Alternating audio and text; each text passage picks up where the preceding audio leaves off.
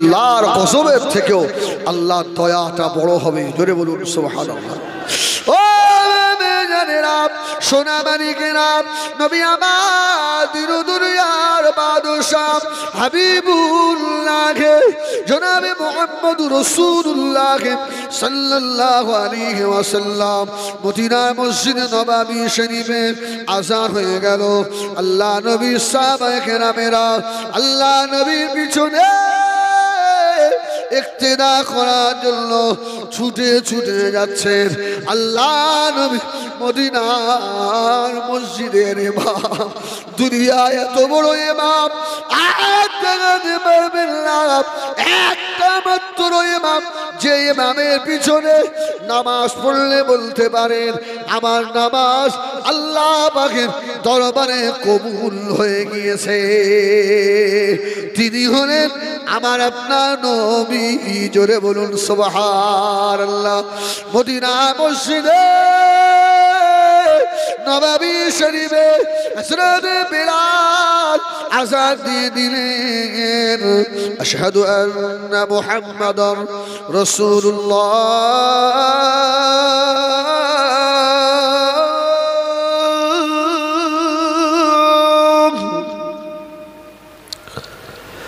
আশহাদু আন্না মুহাম্মাদার রাসূলুল্লাহ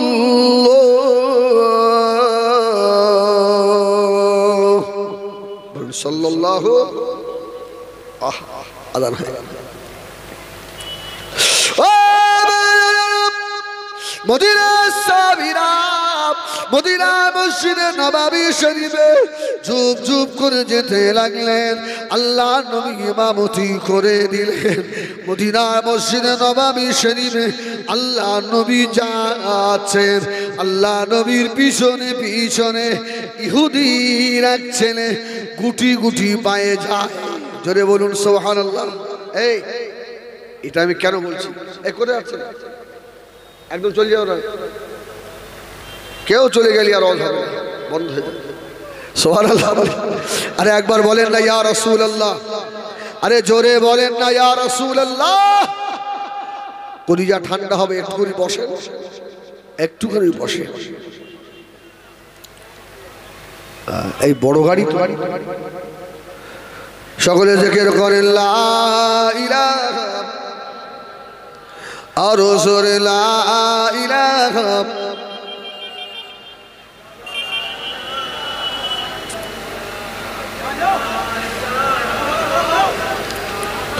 লা ইলাহা ইল্লাল্লাহ লা ইলাহা ইল্লাল্লাহ।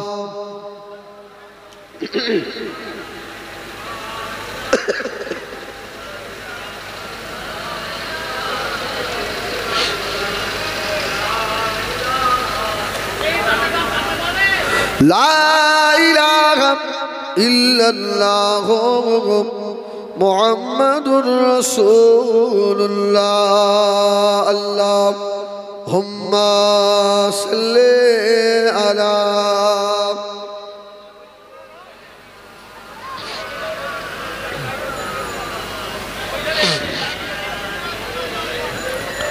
কোন একদিন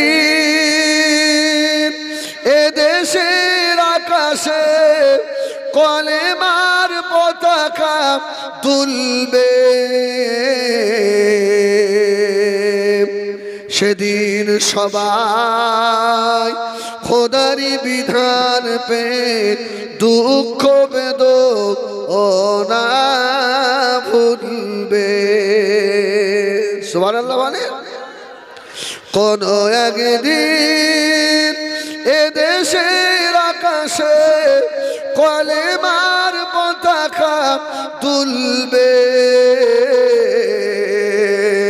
সেদিন সবাই খোদারি বিধান পে দুঃখ বেদনা ভুলবে। রবে না হাহাকার অন্যায় অবিচার, সকলেই শান্তিতে থাকবে। আল্লাহুম্মা সাল্লি আলা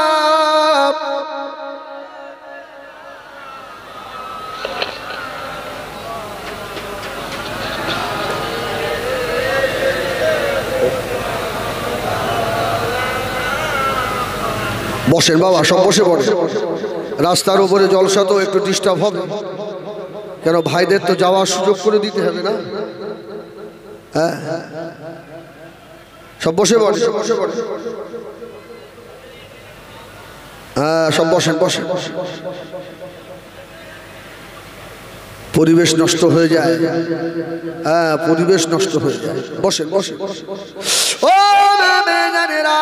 নবী আমার দিন দুনিয়ার বাদশাহ জনাবে মুহাম্মদ রাসূলুল্লাহ সাল্লাল্লাহু আলাইহি ওয়াসাল্লাম আল্লাহ নবী মদিনার মসজিদ নববী শরীফে আল্লাহ নবী যেতে লাগলেন। আল্লাহ নবীর পিছনে ইহুদির ছেলে টুক টুক করে হেঁটে হেঁটে যায়। সুবহানাল্লাহ। ও এই কথা আমি কেন বলছি বাবা, কবরের ভিতরে ছেলে যাবে না, মেয়ে যাবে না, শ্বশুর যাবে না, শাশুড়ি যাবে না, আত্মীয় স্বজন যাবে না, কবরে যাবে আমালান সালিহা, আমার আপনার নেক আমল। কবরে যিনি সঙ্গী হবেন তিনি মদিনার রওজায় শুয়ে আছেন। আম্মা জান হযরত আয়েশা সিদ্দিকা রাদিয়াল্লাহু তাআলা আনহার হুজরা শরীফের ভিতরে আল্লাহ নবী আরাম করছেন। আমাদের কবরে আল্লাহ নবীকে দেখানো হবে। জোরে বলুন। কি বাবা, দেখানো হবে না? পরিবেশটা কেমন হয়ে গেল?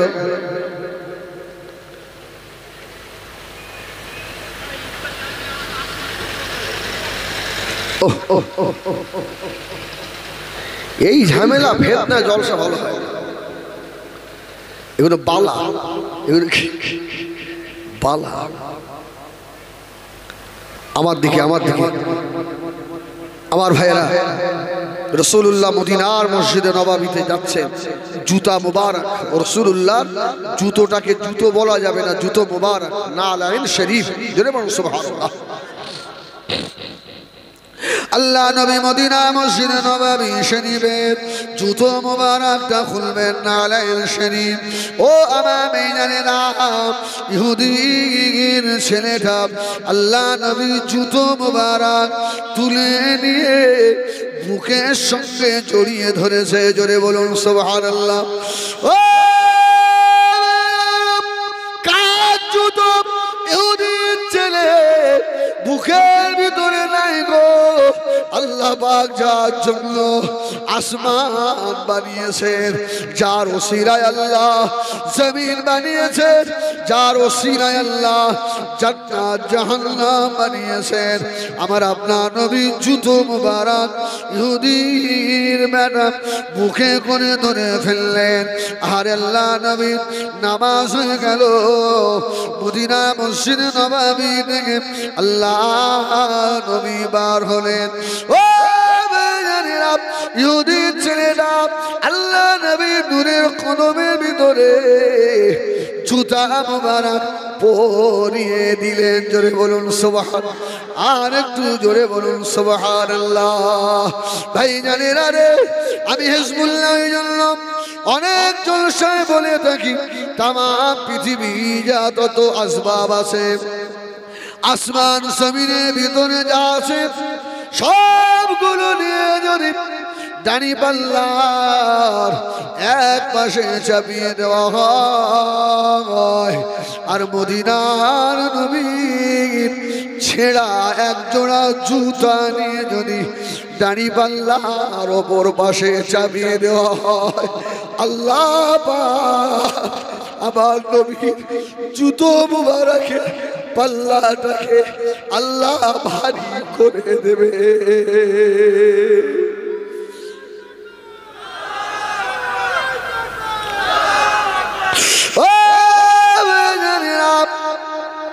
শুধু তাই নয়, তামাম দুনিয়ায় যা কিছু রয়েছে ইহা তাকে আল্লাহ পাকের কাবা শরীফের মাটি, কাবার নিচে যে মাটি, সব মাটিগুলো নিয়ে যদি দাঁড়িপাল্লার এক মাসের আগার আমার আপনার নবী নূর নবী হাবিবুল্লাহ জনাবে মুহাম্মদুর রাসূলুল্লাহ সাল্লাল্লাহু আলাইহি ওয়াসাল্লামের জুতা মোবারক নয়, পিঠে লাগানো মাটি। ও মেয়েরা গভীর মনোযোগ, নবী আমার তামাম দুনিয়ার মাটি যদি দাঁড়িপাল্লার এক পাশে দেওয়া হয়, কাবা শরীফের নিচের মাটিও যদি দেওয়া হয়, আর আল্লাহ নবী যে মাজার আতহারে শুয়ে আছেন, আল্লাহ নবী মুবারক পিঠের সঙ্গে যে মাটিটুকু লেগে আছে, এটা যদি দাঁড়িপাল্লার অপর পাশে দেওয়া হয়, আমার রাসূলুল্লাহর গায়ের সঙ্গে লেগে থাকা মাটির পাল্লাকে আল্লাহ ভারী করে দেবে। ও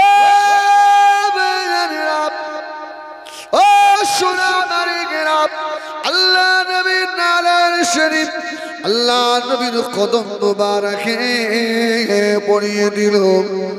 আল্লাহ নবী আবারও নামাজে আসছেন, ইহুদি ছেলেটা আবার পিছনে পিছনে আল্লাহর নবী মদিনার মসজিদে নববীতে এসে আবার জুতোটাকে নিয়ে আবার বুকের সঙ্গে জড়িয়ে ধরল। ও মায়েরা বোনেরা, ও আমার বাবাজিরা, আমি হিজবুল্লাহর বেশিক্ষণ থাকবো না আপনাদের কাছে, তবে যতক্ষণ থাকি মনটাকে একবার মদিনার দিকে করে দেন। আল্লাহ যদি চায় এই চোখ দিয়ে যদি 2 ফোঁটা পানি ছেড়ে দিতে পারো, আর এই পানি যদি কবুল হয়ে যায়, আল্লাহর নবীর দিদার নসিব হয়ে যাবে। একবার হাত দুটো তোলেন, চাদর থেকে হাত বার করেন, লস হবে না, হাত তোলেন। ও রব্বুল আলামিন আল্লাহ, আজকে খাজুরদানা মাহফিলে বসে আল্লাহ আপনার হাবিবকে আমরা জীবনে কোনোদিন চোখে দেখিনি। আল্লাহ আল্লাহ, কত হাজি মদিনায় চলে গেল, আমরা গরিব, আল্লাহ আমাদের পয়সা নাই, সোনার মদিনা যেতে পারবো না। আল্লাহ খাজুরদানার মাহফিলে বসে হাত দুটোকে সাক্ষী রাখলাম, যতদিন আমার মা হারায় এতিম নবীর দিদার আল্লাহ আমাদের না করাবেন। আল্লাহ আমাদের অতদিন মৌতের বিছানায় শোয়াবেন না, বলুন আমিন। আমার ভাইজানেরা, ময়দানে মাশারে আল্লাহ জবানে তালা লাগিয়ে দেবে, হাত কথা বলবে। ওই দিনে যদি হাত বলে দেয় আল্লাহ এই জীবনে নামাজ কাজার গোনাহ, রোজা কাজার গোনাহ, অনেক অপরাধ রয়েছে আল্লাহ, তবে খাজুরদানার মাহফিলে বসে হাত তুলে সাক্ষী রেখেছিল আপনাকে, চোখের পানি ছেড়ে দিয়ে বলেছিল নবী গো, তোমাকে আমরা বড় ভালোবাসি।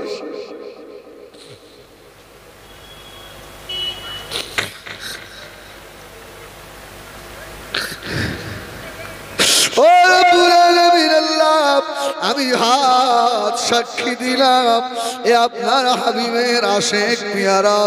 আল্লাহ তো এই দিনে বলে দিতে পারে, ওরে আমার বান্দা রে, যা যা যা, আমি তোর গুনার দিকে তাকালাম না আমার বান্দা, আমার হাবিবের খাতিরে আমি আল্লাহ আজকে তোকে মাফ করে দিলাম।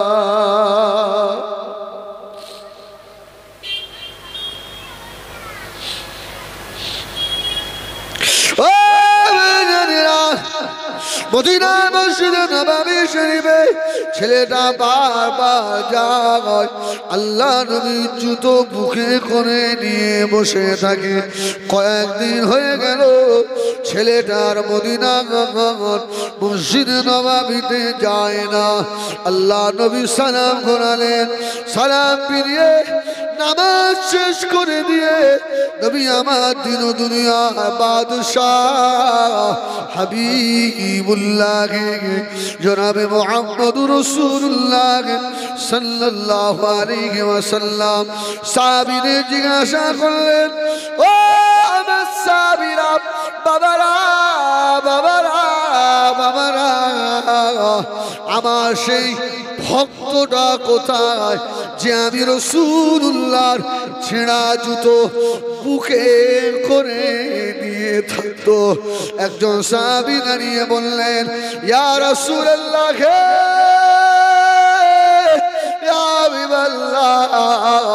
ওই ছেলেটা মনে হয় আর হায়াতে বেঁচে নাই।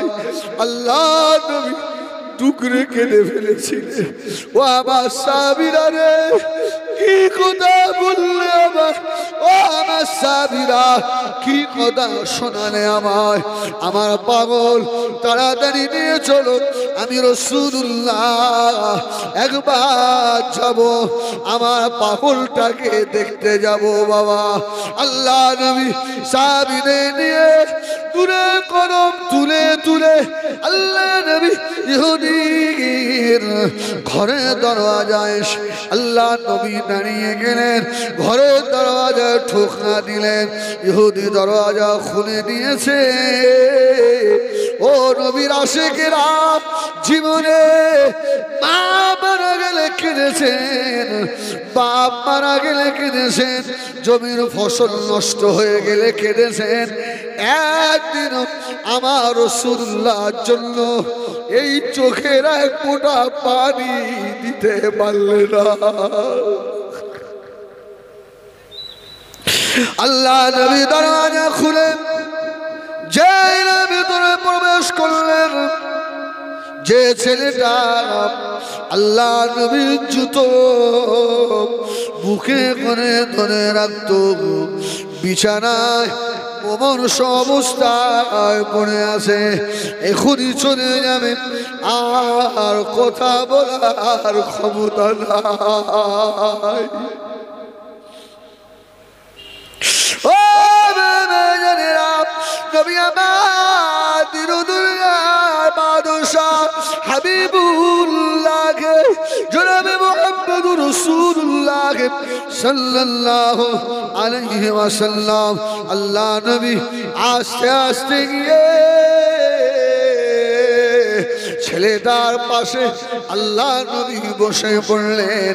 আল্লাহ নবী দেখে আর কথা বলার ক্ষমতা নাই। আল্লাহ নবীর নূরের মুখে মানে তাকিয়ে শুধু মাথা লাড়ে, চোখে দুই পায় দিয়ে পানির টোসা গড়িয়ে যায়। আল্লাহ নবীকে বলতে চায়, ইয়া রাসূলুল্লাহ, ইয়া হাবিবাল্লাহ, আর কথা হবে না, জীবনের আখিরি সময়। আল্লাহ নবী ইহুদি ছেলে পাশে বসে মাথায় হাত বোলাচ্ছে, বাবা ছেলে কেঁদো না, বাবা কেঁদো না, তুমি যে আমি রাসূলুল্লাহ জুতা বুকে করে বয়েছ বাবা। ও আল্লাহ নবীর নূরের হাত ছেলেটার মাথার উপরে বোলাতে লাগলেন।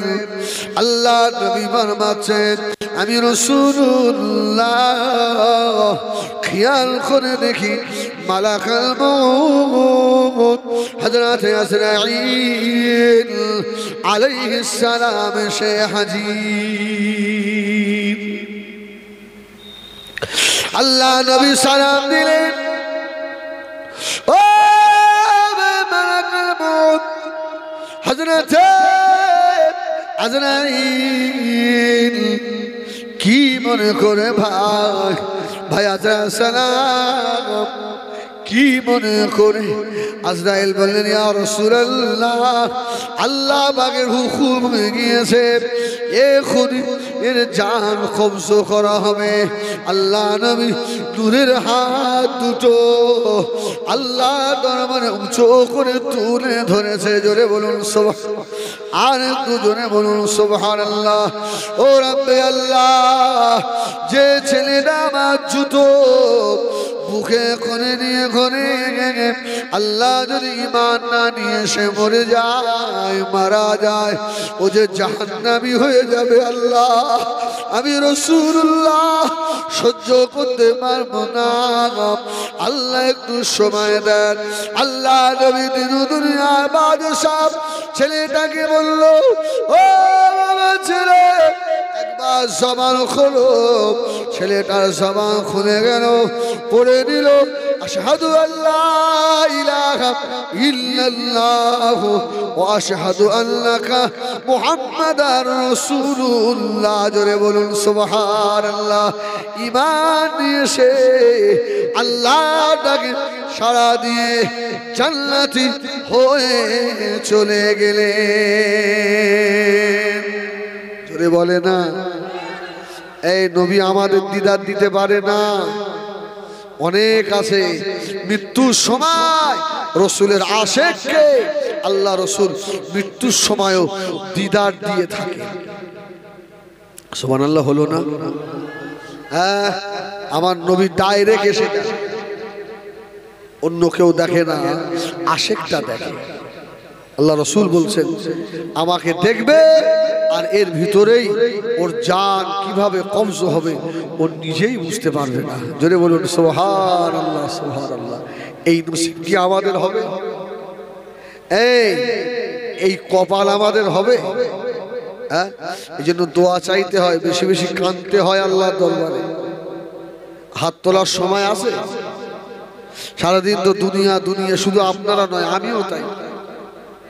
আমার কি দরকার আজকে তো একটা জলসা করে পাশে আমার বাড়ি, আমি তো গিয়ে শুয়ে পড়তে পারি। এখান থেকে আবার যাবো ক্যানিং, তার মানে কি আমিও ভালো, আমার মধ্যেও দুনিয়া, বুঝলেন না? আমার ভিতরে দুনিয়া। আমি যত বড় হুজুর হই আর যাই হই, দুনিয়া একটা বড় জায়গা। তবে শুনে রাখো, এই দুনিয়ায় যা কিছু করছি এর প্রত্যেকটা হিসাব আল্লাহকে দেওয়া লাগবে না? লাগবে না? লাগবে না? তবে যে সময়টা এখানে বসে আছেন এই সময়ের হিসাব আমার আল্লাহ তার বান্দার কাছ থেকে নেবে না। সুবহানাল্লাহ বলে না? আর আল্লাহ যদি হিসাব চায় জবাব দিতে পারবেন? এই হিজবুল্লাহ তুই পারবি? আরে আমি আপনাদের থেকেও নগদ, আমি তো পারবো না। আমার ভাইয়েরা সোনামানি খেরা মদিনা মসজিদে নববী শরীফে আসান হয়ে গেল। আল্লাহ নবী নামাজের ইমামতি করলেন, নামাজ হয়ে গেল। ও আমার ভাইয়েরা, নবী আমার তিল দিন না খাওয়া আল্লাহ নবী খোদা জানা যন্ত্রণ সইতে পারে না। মদিনা মসজিদে নববী থেকে আল্লাহ নবী বার হলেন, বার হয়ে নূরের কদম তুলে তুলে নবী আমার মদিনা মসজিদে নববী শরীফের সম্মুখে আল্লাহ নবীর আনসারী সাহাবীর খাজুরের বাগান, আল্লাহ নবী আস্তে আস্তে গিয়ে আনসারী সাহাবীর খাজুরের বাগানে গিয়ে বসে পড়লেন।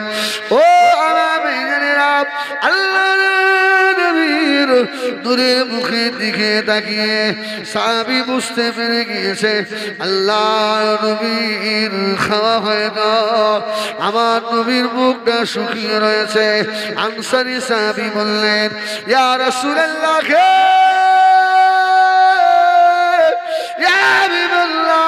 হুজুর আপনার নূরের মুখ কেন শুকিয়ে রয়েছে নবী গো? আল্লাহ নবী বললেন, সাহাবীরে, ও আমার সাহাবীরে, আমি রাসূলুল্লাহ আজ 3 দিন না খাওয়া খাওয়া হয়নি বাবা। সাহাবী হুজুর সইতে পারে না, তাড়াতাড়ি করে নিজের খাজুরের গাছ থেকে অর্ধেক পাকা অর্ধেক কাঁচা খাজুর তাড়াতাড়ি মেরে নিয়ে আল্লাহর নবীর সম্মুখে হাজির করে দিলেন। ইয়া রাসূলুল্লাহ, ইয়া হাবিবাল্লাহ, হুজুর আপনি খান, হুজুর আপনি খান। আল্লাহ নবী খাজুরের দিকে তাকিয়ে আল্লাহ নবী মনে পড়ে গেল হযরত ফাতেমার কথা। আল্লাহ নবী মনে পড়ে গেল হযরত ইমাম হাসান হুসাইনের কথা। আল্লাহ নবী মনে পড়ে গেল হযরত আবু বকরের কথা, হযরত ওমরের কথা। আল্লাহ নবী আনসারী খাজুরের বাগানে বসে নবী আমার দিন দুনিয়ার বাদশাহ ওই সময় ডাক দিয়েছিলেন, কোথায় গেলে বাবা আবু বকর? ও আমার স্বামী বাবা আবু বকর, কোথায় কোথায় কোথায় কোথায় বাবা আবু বকর? হযরত আবু বকর পাগলের মতো দৌড়াতে লাগলেন, লব্বাইক ইয়া রাসূলুল্লাহ, লব্বাইক ইয়া হাবিবাল্লাহ। ও আমার স্বামী বাবা ওমর কোথায় গেলে বাবা? হযরত ওমরও চলে এলেন। আল্লাহ নবী বলেছিলেন, ও আমার সাহাবীরা, বাবারা বাবারা বাবারা, আমার আনসারী সাহাবী এই খাজুর দিয়েছে বাবা, খাও। সাহাবা হুজুর করে না, আনসারীর খাজুরের বাগানের খাজুর গাছের ছায়ায় বসে বসে আল্লাহ নবীর সঙ্গে পাকা পাকা খাঁচা কাঁচা খাজুর খাওয়া শুরু করেছে। জোরে বলুন সুবহানাল্লাহ। এই খাজুর খাচ্ছে, জোরে বলুন সুবহানাল্লাহ। ওহ আমার বিজানেরা, সোনামানিকেরা, আল্লাহ নবী খাজুর খাচ্ছেন। আল্লাহ নবী খেতে খেতে বললেন, ও সাহাবীরা, বাবারা বাবারা বাবারা, শুনে রাখো বাবা ওমর, এই যে খাজুর গাছের ছায়ায় বসে বসে যে খাজুরটা খাচ্ছ ওমর, ও আমার সাহাবীরে, আল্লাহ পাকের দরবারে এর হিসাব দেওয়া লাগবে বাবা ওমর। জানো না বাবা, দুনিয়ায় এমন মানুষ আছে সারাদিন রৌদ্রে পড়ে একটু ছায়া মনে পায় না বাবা ওমর রে। আল্লাহ পাকের দরবারে প্রত্যেক সেকেন্ডের হিসাব বান্দার কাছ থেকে আল্লাহ পাক নিয়ে নেবেন। হযরত ওমর ফারুক রাদিয়াল্লাহু তাআলা আনহু খাজুর বাগানের ভিতরে আল্লাহর আযাবের কথা মনে করে, জাহান্নামের আযাবের কথা মনে করে হাওমাও করে কাঁদলেন। আল্লাহ আল্লাহ আল্লাহ আল্লাহ আল্লাহ আল্লাহ আল্লাহ আল্লাহ বলে চিৎকার করছে। আল্লাহ আমি ওমর সেই দিনে জবাব দিতে পারবো না, আল্লাহ আমার কাছে হিসাব নেবেন না। ও খাজুর দ্বারা জওয়ানেরা, ও মুরব্বিয়ানেরা, নবী আমার দিন দুনিয়ার বাদশাহ হাবিবুল্লাহ জনাবে মুহাম্মদুর রাসূলুল্লাহ সাল্লাল্লাহু আলাইহি ওয়াসাল্লাম দুনিয়া জমিনে যে দর্শনকে আল্লাহ নবী জান্নাতে সার্টিফিকেট দিয়েছিলেন তার মধ্যে 2 নম্বরে হযরতে উমর। আমাদের জান্নাতে সার্টিফিকেট আছে না এ বাবা? আছে না? আছে না? ঘোড়ার ডিম আমাদের জান্নাতের সার্টিফিকেট আছে।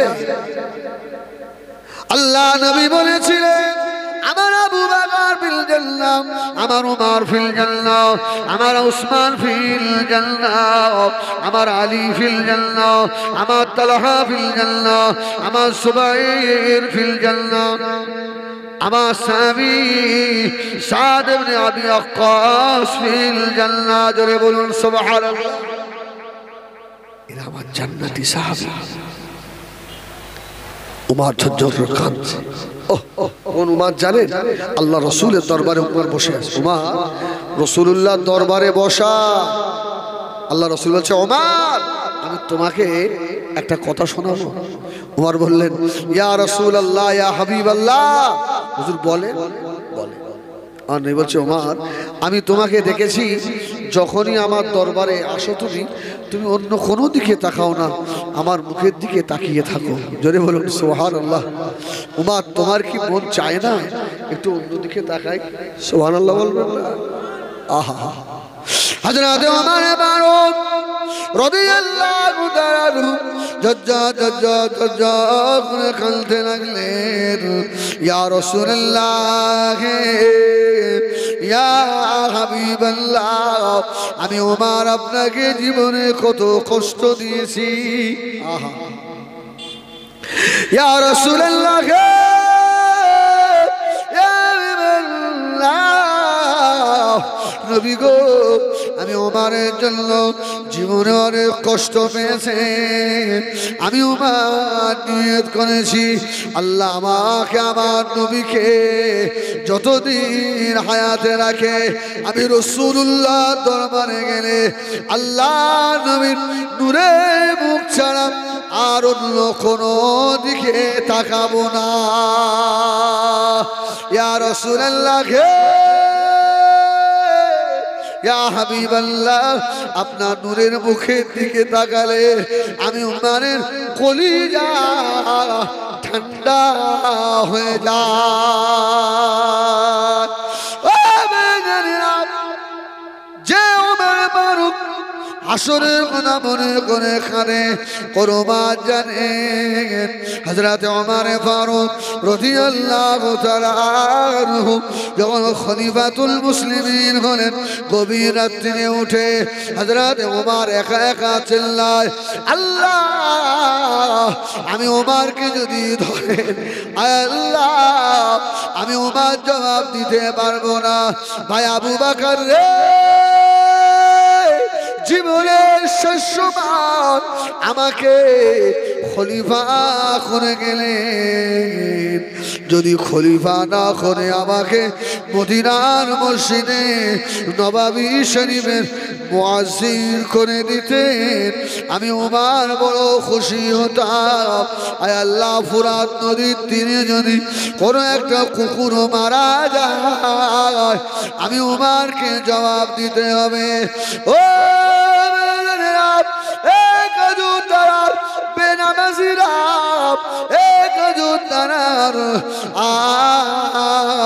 আল্লাহ ভোলা ভাইরা কান খাড়া করে শুনে নাও, হযরত ওমরকে শহীদ করা হয়েছিল না হয়নি? এই হুজুরকে তো শহীদ করা হয়েছিল নামাজি হালতে। আবু লুলু হুজুরের পেটে তলোয়ার ঢুকিয়ে দিল। হুজুর আস্তে আস্তে মেম্বার থেকে পিছনে হটে এসে পিছনে যে সাহাবী ছিল ওকে ধরে সম্মুখে দাঁড় করিয়ে দিলেন। জোরে বলুন সুবহানাল্লাহ। এই নামাজ হবে? আর আরে নামাজ হবে? উমর যে ইমামতি করছিলেন, উমরের যখন পেটে লেগে গেছে উনি চিন্তা করছেন নামাজ ছেড়ে দেবো, না না না, আর একজন সাহাবীকে টেনে নিয়ে জায়গায় দাঁড় করিয়েছে। ওই উমরের নামাজ হয়েছে? হয়েছে। আরে এই জন্য বলা হয়েছে ইমামের পিছনে যে দাঁড়াবে এর যেন নামাজ পড়ানোর ক্ষমতা থাকে, যোগ্যতা ওর যেন থাকে। যত খেড়ে খোদা বক্স শব্দ ওখানে দাঁড়াবে। কেন? যদি ইমাম সাহেবের বাই চান্স অজু ফৌত হয়ে যায়, ভেঙে যায়, ভাঙতেই পারে মানুষ, তো ইমাম সাহেব আস্তে আস্তে পিছিয়ে আসবে, পিছনের মানুষটাকে হাত ধরে সম্মুখে দাঁড় করাবে। এইভাবে করতে করতে ইমাম সাহেব বার হয়ে চলে যাবে। নামাজই হচ্ছে 90% মুসল্লি। আমার ভাইরা, শুধু কথা প্রসঙ্গ এসে গেল বলে বলছি, নিয়তটাও করতে জানে না। আসে না? নেই? এইভাবে নিয়ত করে, এইভাবে হবে। তাহারিমা বাঁধবেন কিভাবে? হাতের তালু দুটো কাবার দিকে থাকবে না থাকবে না, এই এই। আর অনেকে এই কাবার দিকে সোজা করতে গিয়ে এই আঙুলগুলো বেঁকিয়ে ফেলে, মানে বেশি স্টাইল দিতে গিয়ে ওর নামাজ শেষ। এইভাবে করতে গিয়ে শেষ। এই হাতের আঙুলের মাথাগুলো যেন কেবলামুখী হয়ে থাকে। বলুন সুবহানাল্লাহ। তাহারিমা বাঁধছে, নামাজের পার্টিতে দাঁড়িয়েছে, একটা পা উত্তরে একটা পা দক্ষিণ চলে গেছে। আছে না নেই? আমি হাসির কথা বলছি না, বাস্তব যেটা সেটা।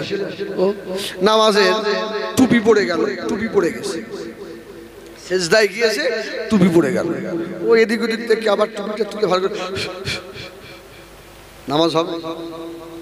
টুপি পড়ে যায়, যা আপনাকে টুপি তুলতে হবে না।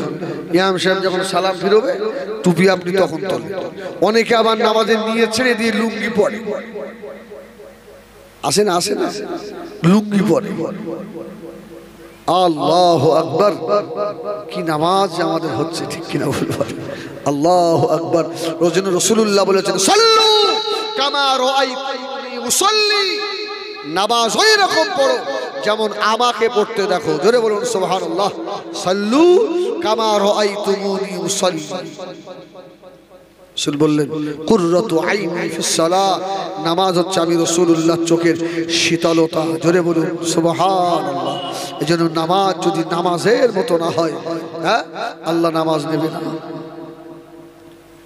আমার ভাইজানেরা, সোনামারি খেরা, ও জানেন কান খানা করে শোনো বাবা, হযরত ওমর ফারুককে শহীদ করে দেওয়া হলো।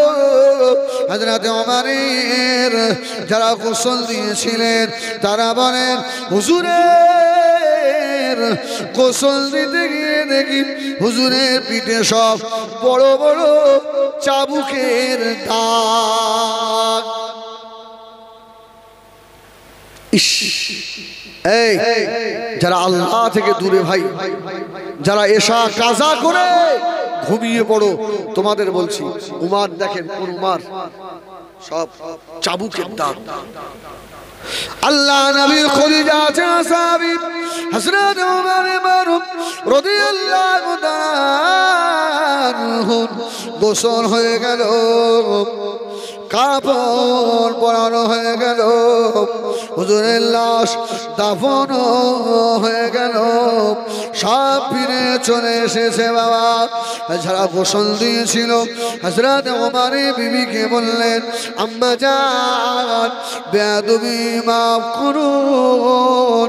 হযরত ওমর ফারুককে শেষ সময় কেউ কি চাবুক দিয়ে মেরেছিল নাকি? উমরের চেহারায় দাগ কেন? আল্লাহ নবীর কলিজা সাহাবী হযরত ওমরের বিবি বলেছিলেন, এ নবী পাকের সাহাবীরা হযরত ওমরের নাম শুনলে বাঘ বকরি এক গাড়ে পানি খায়, ওই ওমরকে কে আবার মারবে? তবে শুনে রেখে দাও, এ রাসূলুল্লাহর সাহাবীরা, আমার স্বামী ওমরের যেদিন রাত্রিরে নামাজ কম হয়ে যেত, যেদিন রাত্রিরে আল্লাহ পাকের কোরআন তেলাওয়াত কম হয়ে যেত, ওই দিনে ফজরের আল্লাহর ফরজ নামাজ আদায় করে নিজের ঘরে ওই লাল চাবুক আছে, ওই চাবুক হাতে নিয়ে হযরত ওমর নিজের শরীরের উপরে আঘাত করতেন, নিজের চাবুক নিয়ে নিজের গায়ের উপরে মারতেন, আর হাও হাও করে কাঁদতেন ওমর। দুনিয়ায় এই সামান্য চাবুকের আঘাত তো সহ্য করার ক্ষমতা নাই।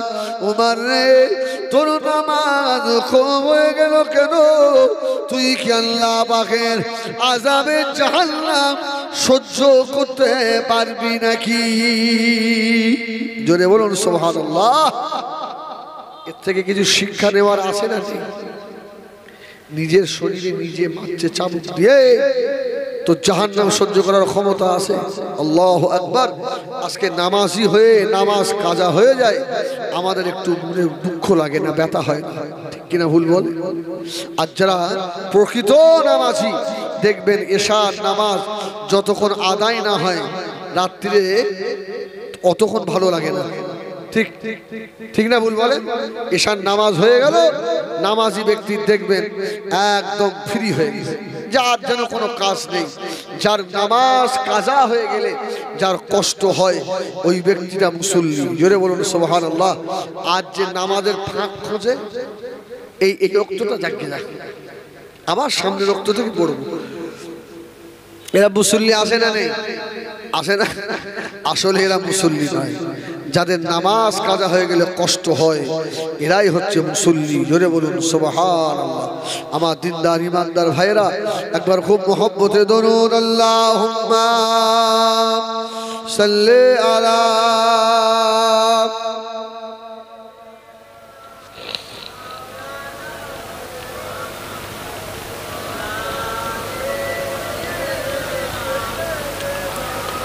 हमारा जल्दी सीने में है, मैं हूँ मेरा दिल मदीने में है। हमारा जल्दी सीने में है, मैं हूँ मेरा दिल मदीने में है। फूल तो फूल काटू क्या हुस्न है, लुत्फ जन्नत से बढ़कर मदीने में है। अल्लाहुम्मा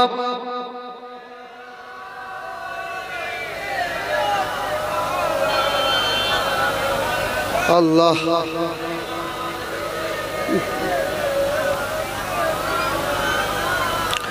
इन हवाओं से कह दो इन आईदार मुझको खुशबू की कोई जरूरत नहीं। इन हवाओं से कह दो इन आईदार मुझको खुशबू की कोई जरूरत नहीं। जिल्क खुशबू से महका है सारा जहां, खुशबू नबी के पसीने में है। अल्लाहुम्मा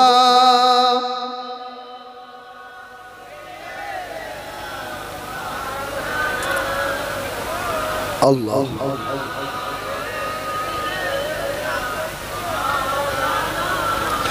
আমার দিনদার ইমানদার ভাইরা, আমার মুরব্বিয়ানেরা, আমি খুব বেশি দূরের লোক নয় বলে আমাকে চেনেন তো, সবাই চেনেন না?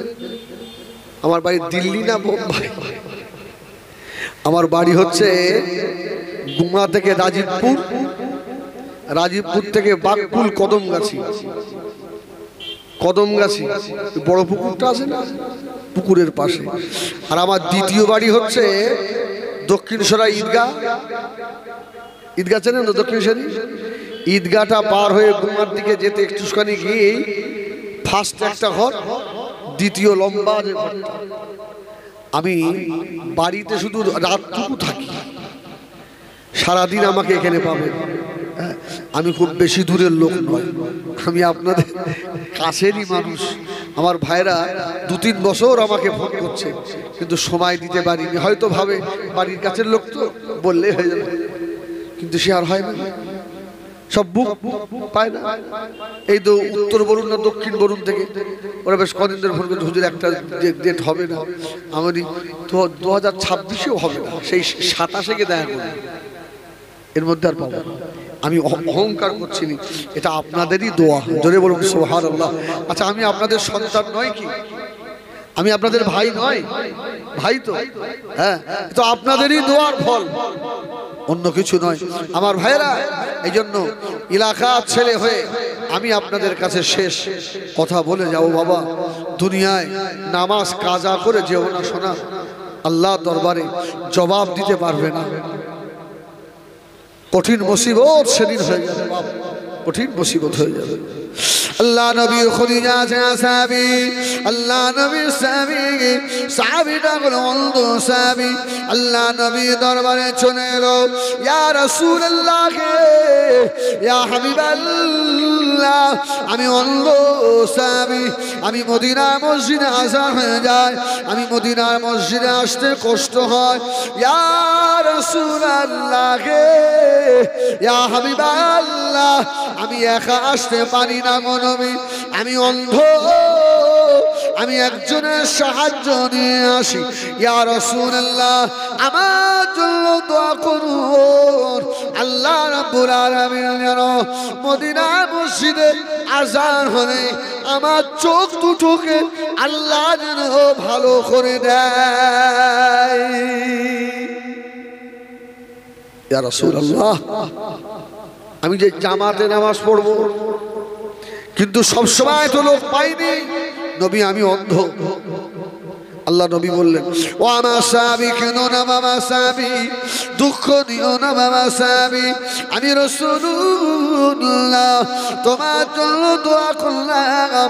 মদিনা মসজিদে নববী শরীফে আযান হলে আল্লাহ পাক তোমার চোখে জ্যোতি ফিরিয়ে দেবে। সাহাবী চোখ আল্লাহ ভালো করে দিলেন।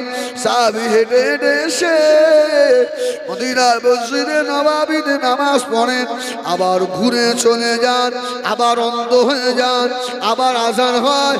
আল্লাহ নবীর দোয়ায় আল্লাহ সাহাবীর চক্ষুকে খুলে দেন। আবার হেঁটে হেঁটে এসে মদিনার মসজিদে নববী শরীফে আবার নামাজে দাঁড়ায়। ও আবার ভাইজানেরা, সোনা মানিকেরা, নামাজ কাজা করুনি বাবা। অনেকে আছে গায়ে জোর দেখায়, জলসা হচ্ছে, ক টাকা চাঁদা দিয়েছিস?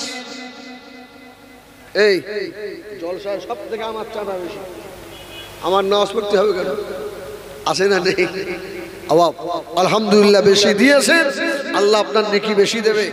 তবে সেদিনে নামাজ বাদ দিয়ে এই জলসায় চাঁদা দিয়েছেন, এই দেখালে হবে না। এই চলবে চলবে?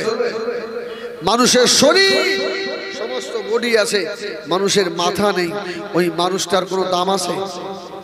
এই যদি হেড না থাকে কোনো দাম আছে? ওই জন্য সমস্ত ইবাদতের হেড হলো নামাজ। জোরে বলুন সুবহানাল্লাহ। যদি নামাজ না থাকে এর অন্য ইবাদতের আল্লাহর দরবারে 5 পয়সা মূল্য হবে না। আল্লাহর ওলি 4 ইমামের এক ইমাম হযরত ইমাম আযম আবু হানিফা রাহমাতুল্লাহ আলাইহি, আল্লাহ পাক তো বড় ইমাম করেছিলেন। হযরত ইমাম আযম রাস্তা দিয়ে যাচ্ছেন, ও জঙ্গলের ভিতর থেকে একটা শূকর বার হয়ে চলে এলো। বার হয়েছে হযরত ইমাম আযম আবু হানিফাকে বললেন, ও জগতের ইমাম, আমাকে একটু আশ্রয় দেন, কেননা এই জঙ্গলের ভিতরে শিকারীরা শিকার করতে ঢুকেছে। ও জগতের ইমাম, আমার 4টে বাচ্চা রয়েছে। কি আছে? আমার যদি আমাকে শিকার করে ফেলে, আমার বাচ্চাগুলো এতিম হয়ে যাবে। ইমাম আযম বললেন, একটু দূরে দাঁড়া, দূরে দাঁড়া। আচ্ছা, শূকর গায়ে ঠেকলে আর জামা কাপড় পাক থাকবে? এই থাকবে। আর কুকুর গায়ে ঠেকলে? আরে কুকুর যদি গায়ে থাকে, ওই কাপড় পরে নামাজ হবে? শুকনো আর ভিজের ব্যাপার আছে। যদি শুকনো কুকুর গায়ে থাকে নামাজ হবে, আর যদি ভিজে থাকে, আপনার গা ভিজে কুকুরের গা শুকনো, তখন কি হবে?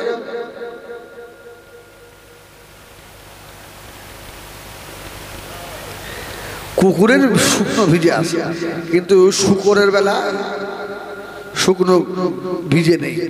আবার যে শুকরের নাম নিয়েছি, অনেক মা বোনেরা বলবে হুজুরির অজু ভেঙে গেছে।